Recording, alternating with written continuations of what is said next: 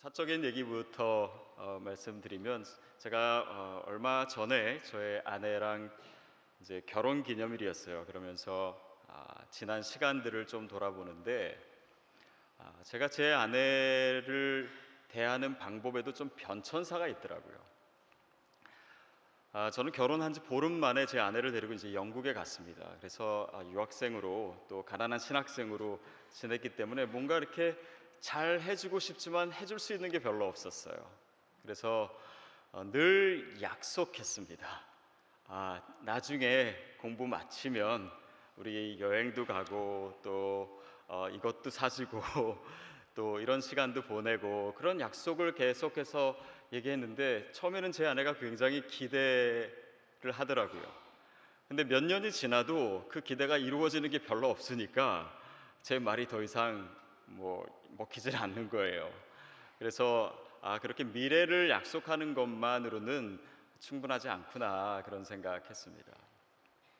그러다가 저희 첫째가 이제 태어날 때 저희는 영국에 있다가 아이를 낳으러 제 아내가 한국에 원정 출산을 갔어요. 그래서 이제 한국에서 낳게 됐는데 제가 그때 제가 섬기던 그 교회에서 담임 목사님이 갑자기 그만두셔서 그 교회를 지켰어야만 됐습니다. 제가 한국에 갈 수 있는 상황이 아니었어요. 그래서 제 아내가 혼자 첫 아이를 낳고 제가 못 갔어요. 그러다가 교회 일이 이제 빨리 해결돼서 제가 한국에 갔습니다. 갔는데 제 아내에게 말하지 않고 갔어요. 놀래주려고. 그래서 제 아내는 이제 산후조리원에 있고 저는 이제 공항에 내려서 제 동생 그 핸드폰을 가지고 제 아내랑 제가 마치 영국에 있는 것처럼 얘기를 했습니다. 그리고 산후조리원 문 앞까지 그렇게 얘기를 하고 전화를 끊었어요. 그리고 제가 문을 열었습니다. 제 아내가 엄청나게 놀랐죠. 근데 마침 그 이제 저희 아기가 그 바닥에 이렇게 누워 있는 거예요. 여러분 그 순간에 제가 제 아내를 먼저 보고 싶었을까요? 제 아이를 먼저 보고 싶었을까요? 아이를 보고 싶었는데 하나님께서 정말 감사하게도 저에게 지혜를 주셨어요. 그래서 아이 먼저 보지 않고 제 아내를 보고 제 아내를 안아주고 수고했다라고 얘기하고 그래서 제 아내가 너무 큰 감동을 받은 거예요. 그래서 그 사건을 가지고 그 이후로 한 3년 정도는 제가 그것을 계속 읽어 먹으면서 제 아내 좀 서운할 때쯤이면 그 얘기 꺼내고 그래서 이렇게 과거를 읽어 먹으면서 산 것도 어느 몇 해가 됐습니다. 근데 그것도 더 이상 먹히지 않더라고요. 그래서 부부관계는 요즘 깨닫습니다. 그냥 그렇게 미래를 약속하는 것만 뿐만 아니고 또 과거를 통해서만도 아니고 매일매일 설거지하라 그럴 때 설거지하고 순종하라 그럴 때 순종하고 매일매일 그렇게 사랑하면서 사는 것 그것이 가장 좋은 방법이구나라는 생각을 했어요. 여러분 오늘 우리가 읽은 본문은요 사도 바울이 자신의 영적 아들 정말 아끼는 아들에게 마지막 유언과 같이 남긴 말입니다.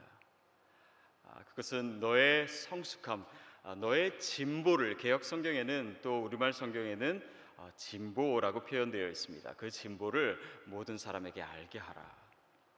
이 진보라고 하는 말은요, 이 프로코페라고 하는 단어인데 그것은 계속해서 무언가가 일어나는 거예요. ongoing process입니다. 계속해서 앞으로 나아가는 그런 이 삶의 변화를 통해서 하나님께서 내 삶에 역사하실 것이다 라는 것을 얘기한 거예요. 그렇기 때문에 이 진보라고 하는 단어는 늘 현재를 포함하게 됩니다. 늘 내가 한 걸음씩 가고 있는 거예요. 늘 내가 변화되고 있는 것입니다.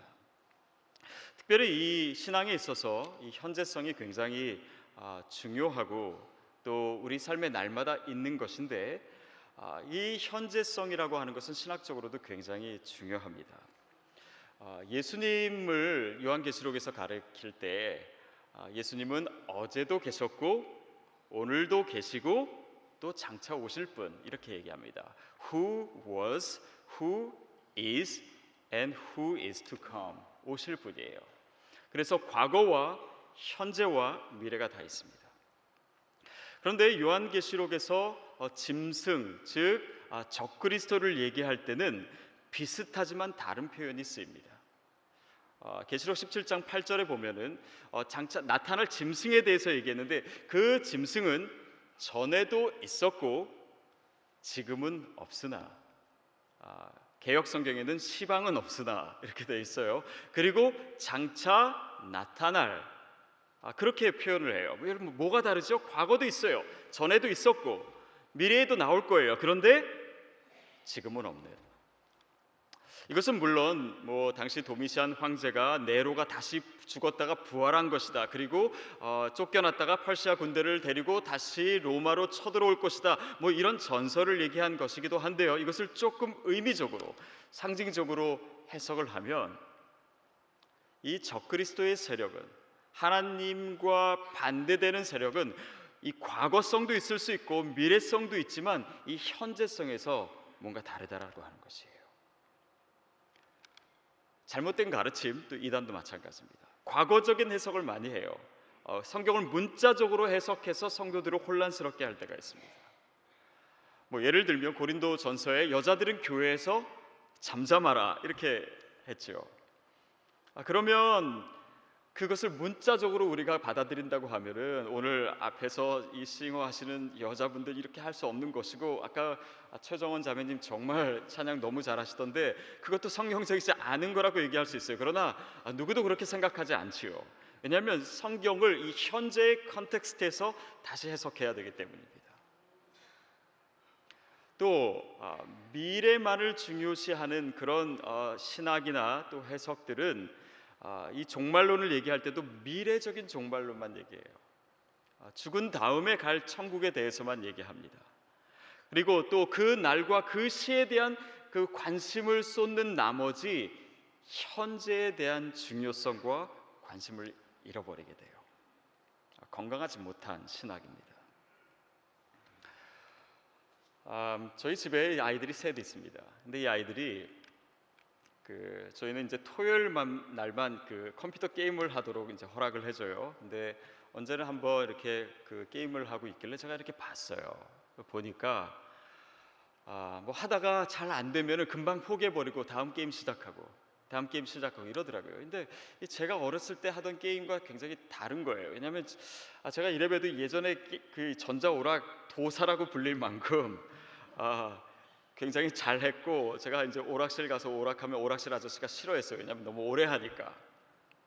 그때는 돈 50원 넣고 죽지 않으려고, 왜냐하면 이거 죽으면 끝나니까.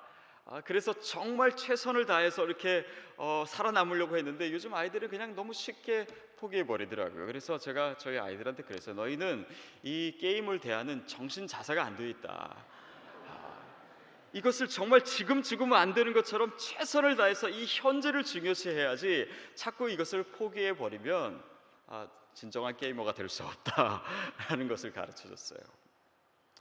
여러분, 우리 신앙에서도 중요한 것은, 물론 과거, 크리스찬에게 있어서는 과거도 중요합니다. 그 기억도 중요해요. 그리고 미래도 중요합니다. 그러나 이 모든 것이 연결되어 있는 현재의 삶에서 내가 주님과 어떤 관계 가운데 있고, 내가 어떻게 주님을 사랑하고 있고, 내가 어떻게 주님께 헌신하고 있는가, 그것이 너무나 중요해요. 여러분, 사랑하는 것도 마찬가지 아닙니까? 내가 내 아내를 예전에 사랑했다, 그것은 아내에게 더 치욕스러운 말이 될 수 있어요. 많은 아내분들이 내 남편이 예전 연애할 때는 안 그랬는데 변했다고 얘기합니다. 여러분, 사실은 변한 것이 아닙니다. 그냥 원래 상태로 돌아간 거예요. 잠시 헷가닥해서 그렇게 한 거지. 여러분, 사랑이라는 것은, 진정한 의미에서 사랑은 그렇게 정말 콩깍지가 씌워서 그렇게 불붙듯이 결혼 전에 사랑하는 그것만을 얘기하고 있지는 않습니다. 오늘 내가 어떤 사랑을 하는가, 예전과 내 아내가 외모도 좀 변하고 또 정말 애들 키우다 보니까 너무 싸나워지긴 했지만, 정말 그 아내를 내가 지금 사랑하고 있는 그 사랑만이 오늘 우리의 사랑과 그 부부관계를 얘기해 줄 수 있는 것처럼 우리 현재적인 사랑이 필요합니다. 주님께 헌신하는 것도 마찬가지예요. 내가 과거에 주님 잘 섬겼다라는 거예요. 내가 과거에 청년부 회장도 하고 과거에 여전도 회장도 하고 다른 교회 다닐 때 열심히 했는데 지금 쉰다. 이거 진정한 헌신은 아닙니다. 헌신은 늘 현재적인 거예요. 지금 쉬고 미래에 뭐 좀 생활 좀 안정되고 내 자녀 대학 다 보내고 모든 것이 완벽한 조건이 됐을 때 주님 섬긴다고 하면은 여러분 그런 날은 오지 않습니다. 지금의 헌신이 필요해요. 내가 과거에 전도 많이 했기 때문에 또 미래에 할 것이기 때문에 지금 쉬겠다 아니에요. 오늘 하나님과 나와의 관계가 제대로 되어 있다면 오늘 목사님 설교하신 것처럼 그것이 영혼 구원으로 현재적으로 나타나야 되는 것이 하나님께서 저와 여러분에게 지금 요구하시는 신앙입니다. 우리 구원도 마찬가지예요. 내가 예수 그리스도를 영접했기 때문에 과거의 어느 시점에 몇 날 몇 시에 그리스도를 영접했다. 그것도 물론 중요하지만 그것은 구원파에서 주로 얘기하는 거예요. 과거에 어느 시점에 내가 구원을 받았는가, 나에게 어떤 자격증이 있는가, 내가 이제 천국 갈 수 있는 그런 보장이 생겼다. 그것이 아니라 현재 내가 어떤 구원을 이루고 있는가. 사도 바울이 얘기하는 것처럼 너희가 두려움과 떨림으로 너의 구원을 날마다 이루라 라고 한 것이에요. 그것이 믿음입니다. 그것이 구원이에요. 여러분, 그래서 이 종말론의 관심은요, 미래 같지만 미래가 아닙니다. 현재예요. 현재의 중요성을 놓치지 않는 것입니다. 그 날과 그 시를 가르쳐주면 현재의 삶을 포기할 수 있기 때문에, 미래만 생각하며 살면 천국을 마치 내 삶이 힘들고 지쳤을 때 정말 꿈꾸는 그런 환각제처럼 생각할 수 있기 때문에 현실을 피하지 않도록 오늘 우리의 삶을 중요시하는 것이 종말론의 관심이에요.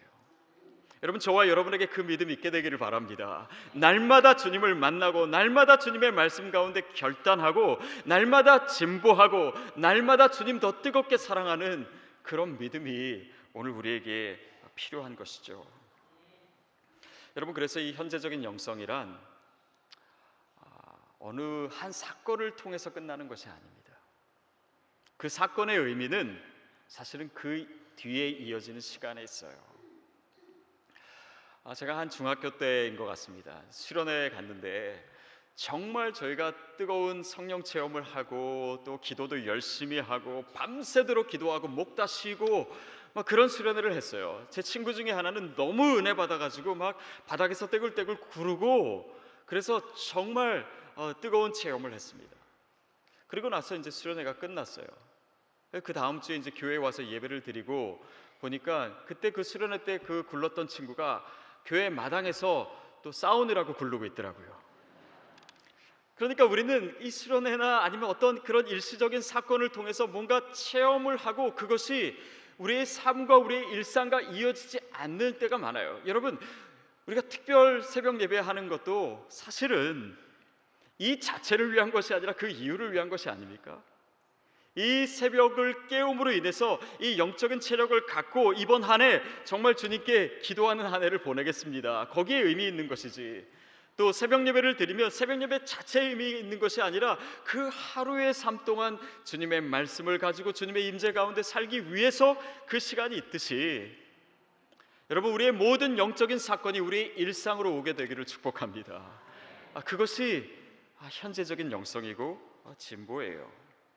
그래야 우리가 하나님 앞에 늘 설 수 있습니다. 그래야 때로는 우리의 삶에 굴곡도 있고 또 주기도 있고 때로는 하나님과 멀어질 때도 있고 어려운 사건도 생길 수 있지만 항상 주님 앞에 그 자리에 곧바로 돌아올 수 있게 하는 것이 바로 현재적인 영성이에요. 몇 년 전에 제가 섬기고 이제 있던 교회 같은 스태프들이랑 식사를 하러 갔습니다. 제가 서울에 있을 때입니다. 이제 고기를 먹으러 갔어요. 그래서 이제 먹다가 제가 잘못해가지고 제가 먹던 숟가락을 이 고기 불판 위에다가 얹어놓은 거예요. 그리고 저는 이제 그것도 잘 모르고 이렇게 얘기하다가 완전히 이제 달궈진 이 숟가락을 들고 국을 퍼서 제 입에 넣습니다. 정말 제가 상상할 수 없는 느낌이 나더라고요.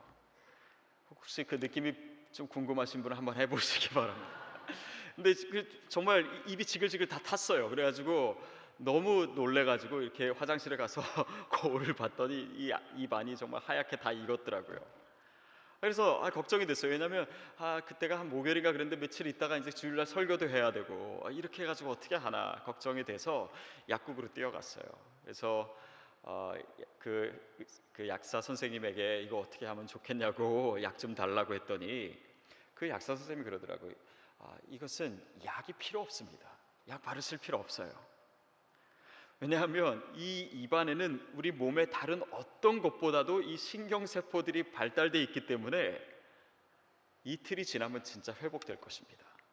그러는 거예요. 그랬더니 정말 이틀이 지나고 3일째 되니까 그 모든 것이 다 사라지더라고요. 그럼 잘 못 믿으시겠죠? 못 믿으신 분들은 또 한번 해보시기 바라요. 근데 정말 진짜 회복이 돼요. 근데 우리 안에 있는 그런 신경세포가 발달할수록 회복 속도가 빠른 거구나. 저는 여기에 어떤 이 신앙의 이 통찰력을 하나 발견하게 됩니다. 여러분, 우리가 어떤 상황 가운데 있든지 주님 앞에 늘 현재적으로 서 있으려면 그렇게 이 매일의 일상, 늘 한 걸음 한 걸음 가는 그런 이 일상의 영성이 있을 때 그렇게 되는 줄 믿습니다. 다윗이 물론 하나님 앞에서 살았습니다. 그리고 하나님과 교제하는 삶을 살았어요. 그러나 그 삶에도 어려운 일은 있었고 또 저지른 죄악도 심각한 것이 있었습니다. 그래서 특별히 그 인생의 밧세바 사건, 우리아를 죽이고 밧세바를 범한 그 사건을 통해서 다윗은 굉장히 큰 어려움을 당하게 됩니다. 선지자 나단이 와서 그를 질책하고 그리고 그의 예언대로 그 적이 자기의 아내와 백주에 동침을 하고 자기는 쫓기는 신세가 될 것이다. 그리고 실제로 그런 일이 일어났고 그 자기를 죽이려고 하는 적이 누구였어요? 자기의 가장 사랑하는 아들 압살롬이었어요. 그리고 시편 3편은 그 압살롬이 자신을 죽이려고 하는 가운데 도망가다가 쓴 시편입니다. 자기 어려움을 호소해요. 하나님, 주님께서 정말 제 기도를 들으시는 것입니까? 사람들이 저를 보고 비웃고 있습니다. 주님, 저에게는 어떻게 이렇게 적이 많은지요? 그렇게 한탄하면서 울부짖으며 도망가고 있어요. 그리고 더욱이 그 일은 자신의 죄로 인해서 이루어진 일입니다. 그래서 하나님이 멀어진 것처럼, 하나님이 내 기도를 더 이상 듣지 않으시는 것처럼 느껴지는 상황에 이 시편 중간에 이 셀라라고 하는 단어가 나와요. 그 단어는 우리가 읽는 것이 아니라 여러분 아시듯이 포즈하는 것입니다. 잠깐 쉬는 거예요. 그러면서 하나님을 떠올리는 것입니다. 그에게 있어서 하나님이 어떤 하나님인지. 근데 그가 그 셀라라고 하는 단어 뒤에 회복되기 시작하는데요.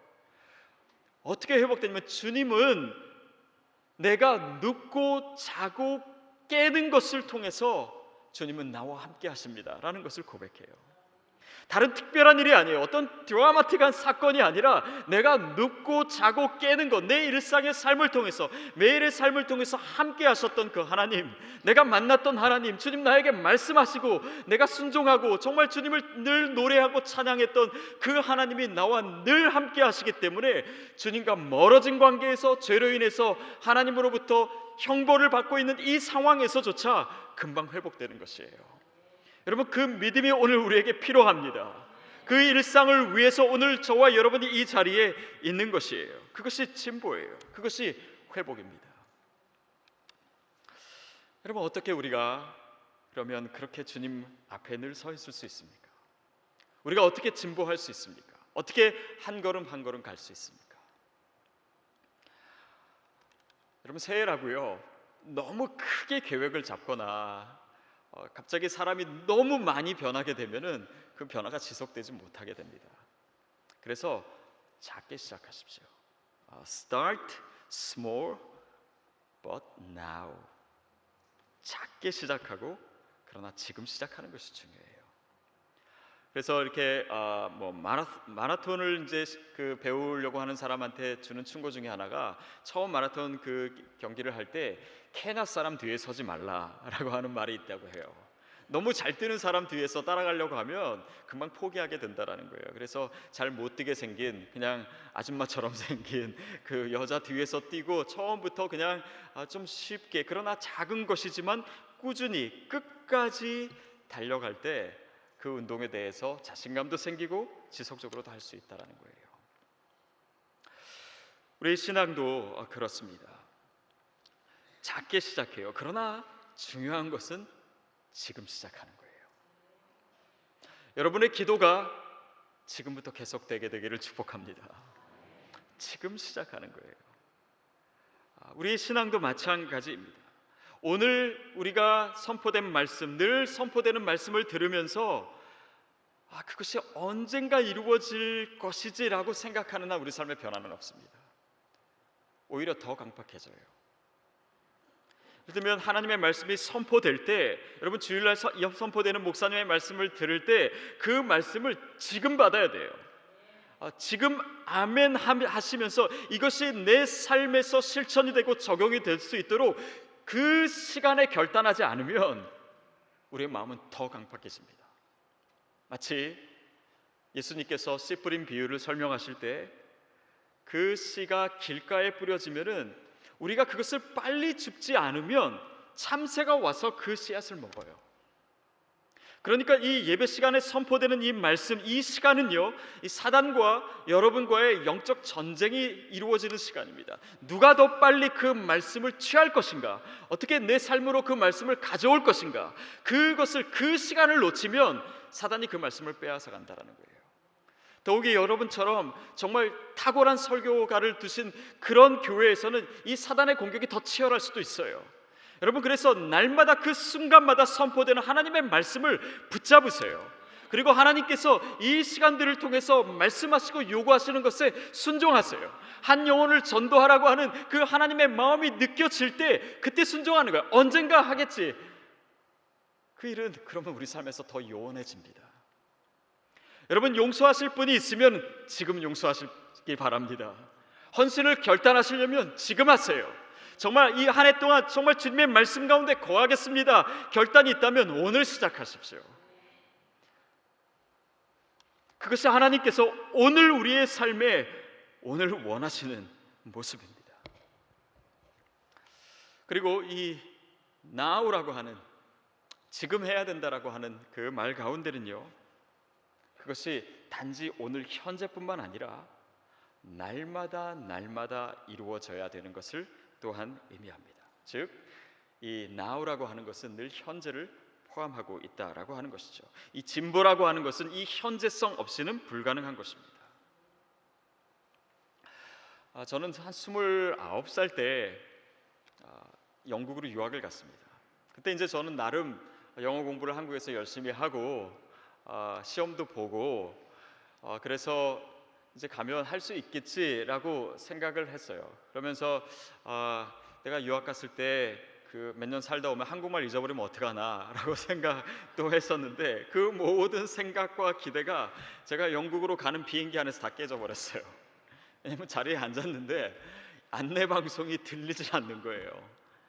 그 전까지 제가 들었던 테이프 속에 천천히 나오는 영어가 아니라 이 강한 브리티시 악센트에 또 정말 빠른 영어, 잘 알아듣지를 못하겠는 거예요. 그리고 영국에 도착해서도 영어 때문에 굉장히 고생도 많이 하고 지금까지 헤매고 있어요. 가끔 그런 생각합니다. 제가 중학교 때 처음 영어를 배우기 시작할 때 저희 아버지가 뭐라 그러셨냐면 영어 공부 뭐 그렇게 열심히 할 필요 없고 하루에 한 단어씩만 해라, 이렇게 하셨어요. 근데 그때 제가 그 말을 들었으면 커서 고생 안 했을 텐데 그 말을 안 들어서 지금도 모르는 단어도 너무 많고 또 이 영어가 제 이렇게 몸에 완전히 배어 있지 않아서 불편할 때가 참 많습니다.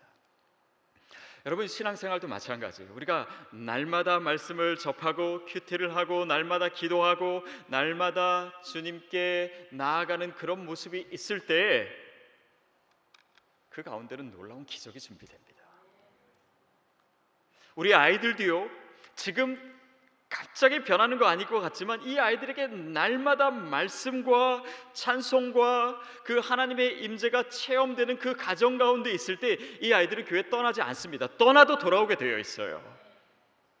그것이 날마다 이루어지는 그 진보 가운데 이루어지는 축복이에요. 예수님께서 제자들에게 말씀하신 그 많은 내용 중에 사복음서에 동일하게 나오는 것이 몇 가지 안 됩니다. 그 중에 한 가지가 뭐냐면 누구든지 나를 따르려거든 자기를 부인하고 날마다 자기의 십자가를 지고 나를 쫓을 것이니라. 날마다예요. 이 현재적인 영성을 강조하는 것입니다. 시간이 좀 지났지만 제가 영상 하나를 보기를 원합니다. 저희 보니까 부활절까지 한 영혼을, 또 한 사람이 한 영혼을 하나님께 정말 이 구호만으로도 가슴이 뜨거워지는데요. 이 영상은 한 사람이 일생 동안 날마다 복음을 어떻게 전했는지 그 삶을 우리가 잠깐 보고 마무리하겠습니다. 잠깐 영상 보여주시죠.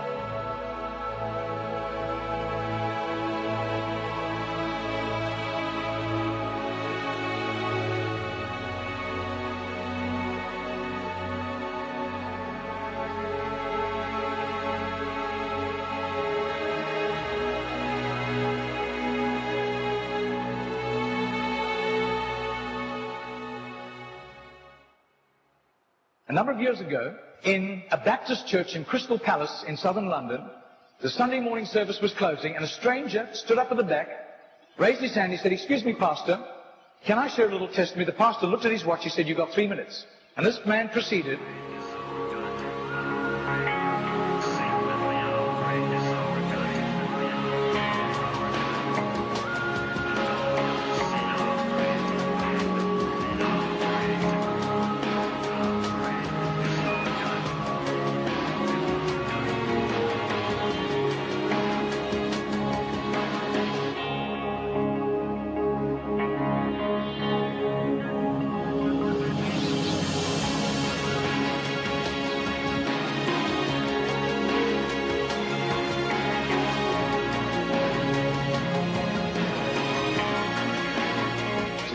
Now, this London preacher flew back to the UK and was speaking at the Keswick Convention in the Lake District. And he threw in these 3 testimonies. At the close of his teaching session, 4 elderly pastors came up and said, "We got saved between 25 and 35 years ago, respectively, through that little man on George Street giving us a tract and asking us that question."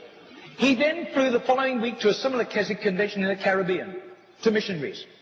And he shared the testimonies. At the close of his teaching session, 3 missionaries came up and said, "We got saved between 15 and 25 years ago, respectively, through that little man's testimony and asking us that same question on George Street in Sydney." Coming back to London, he stopped outside Atlanta, Georgia, to speak at a naval chaplains convention.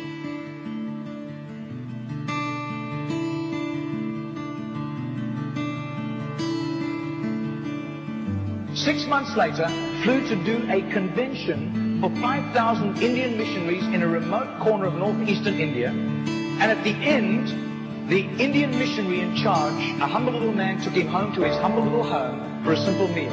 And he said, "How did you, as a Hindu, come to Christ?" He said, "One bout of diplomatic service took me to Sydney. And I was doing some last-minute shopping laden with parcels of toys and clothing for my children, walking down George Street.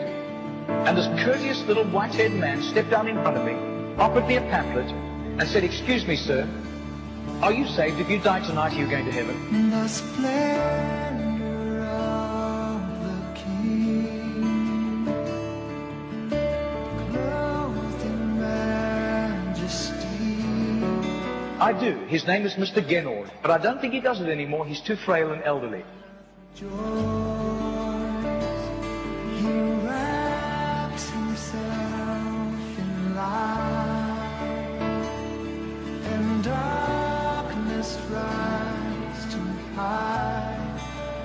trembles at his voice, trembles at his voice. How great is our God? Sing with me, how great is our God? And all will see how great is our Margarita did a little count. That's 146,100 people. That simple little nobody except a little group of Baptists in southern Sydney knew about Mr. Ginnell. But I'll tell you, his name was famous in heaven.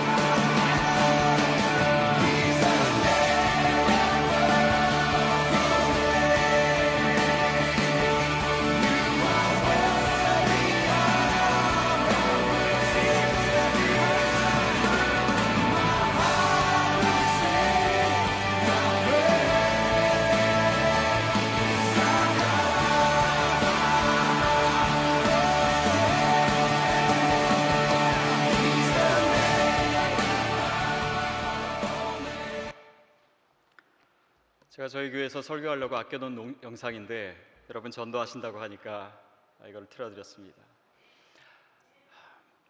여러분, 하나님이 원하시는 삶에 있어서 꾸준히 그 길을 가십시오. 오늘 주님께서 나에게 요구하시는 그 음성에 오늘 순종하십시오. 우리 눈에 어떤 결과가 보이지 않을 때라도 그 길을 가십시오. 그 오늘 하루하루의 순종을 통해서 하나님께서 우리 삶에 역사하실 것은 우리가 상상할 수 없는 것입니다. 여러분, 사도 바울이 어떻게 그렇게 위대한 인생을 살 수 있었을까요? 저는 그 비밀을 고린도전서 15장에서 발견합니다. 그가 고린도전서 15장이 어떤 장이죠? 부활장이에요. 그 부활장에서 사도 바울이 뭐라고 고백하냐면, 나는 날마다 죽노라. 나는 날마다 죽노라. 그러면 뭐예요? 나는 날마다 새롭게 부활한다는 거예요. 나는 날마다 새롭게 태어난다는 것입니다. 그 날마다 옛 자아를 죽이고 주님의 명령에 순종하고 하나님의 뜻대로 살기로 결단하고 그 약속과 승리를 향해서 나아가는 그 삶의 결단을 통해서 하나님이 일하시는 거예요. 여러분, 그런 날마다의 선포와 믿음과 순종이 여러분에게 있게 되기를 바랍니다. 그것이 진보예요. 사도 바울은 디모데에게 마지막으로 그렇게 얘기합니다. 그렇게 하면, 이것을 행함으로 내 자신과 내게 듣는 자를 구원하리라.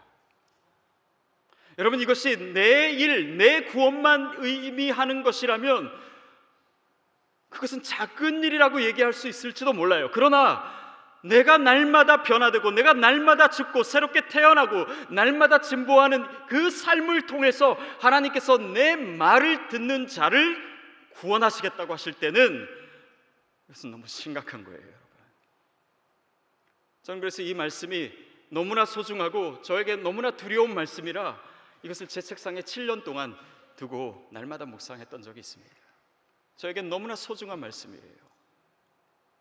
여러분, 오늘 우리가 변화되는 것, 그것으로 인해서 여러분 가정이 변화될 줄 믿습니다.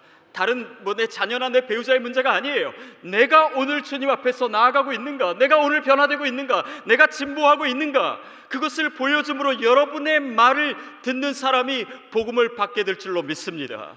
거기에 비밀이 있어요. 여러분, 크리스찬은 그 길을 오늘도 내일도 꾸준히 그 한 방향으로 오랜 순종을 하는 사람입니다. 여러분, 그런 삶에 하나님의 놀라운 기적과 역사와 열매들이 나타날 줄 믿습니다. 여러분, 그런 교회가 될 줄로 믿습니다. 그럴 때 이 열방의 땅뿐만 아니라 이 시대에 이 미국 땅의 열방의 하나님의 놀라운 역사가 분명히 나타날 줄 믿습니다. 저와 여러분의 진보를 통해서, 저와 여러분의 오늘의 결단을 통해서 하나님 그렇게 아름다운 일을 이루시기를 주님의 이름으로 축복합니다. 기도하겠습니다.